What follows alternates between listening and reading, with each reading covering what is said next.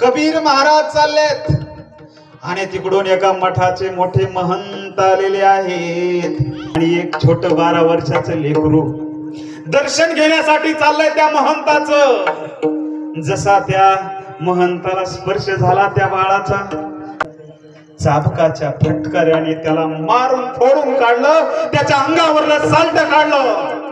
अहो संताचं हृदय असं पिळवटतं ना, त्यांना रडू आलं। कबीर महाराजांच्या डोळ्यातून अश्रू आले। अरे कसला धर्म आणि कसले धर्म ग्रंथ पाठ केलेस तू पंडिता, अरे महंता, अरे काय स्वतःला संत म्हणून घेतोस रे।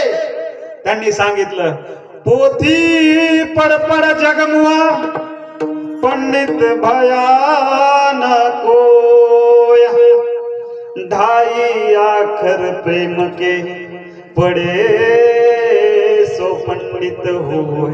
त्यांनी त्या बाळाला आपल्या हृदयाशी धरलं आणि त्याच्या सगळ्या अंगाचं का तेल लावलं, त्याच्यावर माया केली।